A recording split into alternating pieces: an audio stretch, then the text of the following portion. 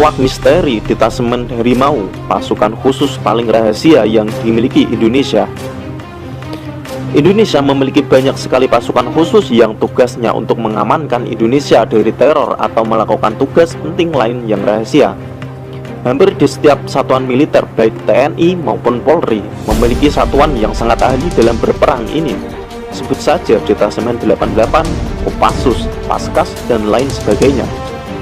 Selain beberapa pasukan khusus di atas, sebenarnya Indonesia memiliki pasukan khusus yang sangat rahasia.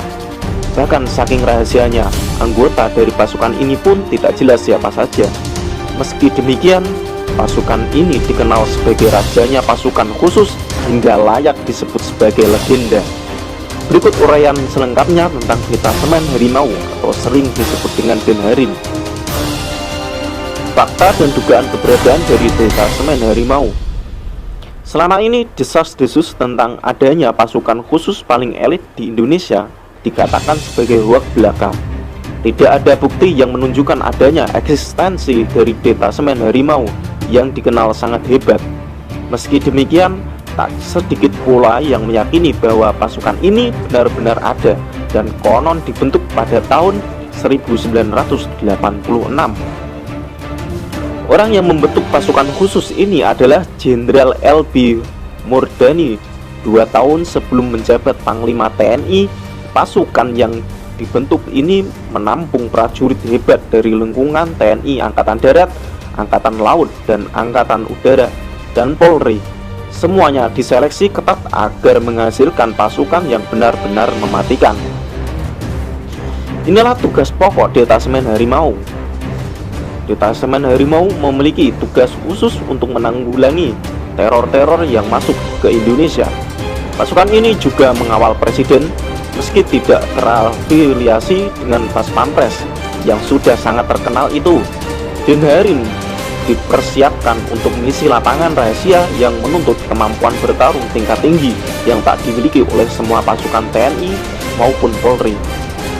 Misi utama dari Denharin adalah melindungi NKRI secara menyeluruh tanpa terkecuali. Jika ada isu serangan, tindakan makar, dan hal-hal negatif lainnya, Denharin akan datang secara diam-diam dan meringkusnya. Kemampuan perang dari Denharin mungkin setingkat dengan pasukan pembunuh milik Amerika bernama Phoenix Raven. Kemampuan yang harus dimiliki anggota Denharin. Ada 2 kemampuan yang harus dimiliki oleh anggota Denharin. Pertama adalah kemampuan kombatan atau bertarung, dan kedua adalah non-kombatan. Seorang anggota Denharin harus mampu bertarung dengan sangat gesit, cekatan, dan juga cerdas. Terpenting lagi, mereka harus memiliki sikap pemberani dan memiliki loyalitas tinggi kepada NKRI. Kemampuan non-kombatan yang harus dimiliki oleh anggota Denharin adalah memahami permasalahan sosial, budaya, ekonomi, energi, sains, dan teknologi, maupun bidang lain yang berhubungan dengan negara. Intinya, pasukan ini haruslah seorang yang jenius dan memiliki kemampuan hebat dalam bertarung. Anggota dan penyokong dana Denharin. Seperti yang telah disebutkan sebelumnya, bahwa pasukan ini sangatlah rahasia. Tak ada yang tahu siapa anggotanya secara resmi. Namun, dari sebuah data yang beredar, anggota Denharin memiliki kode name yang berbeda-beda. Misal anggota dari Angkatan Darat ada yang bernama Puma dan Tiger.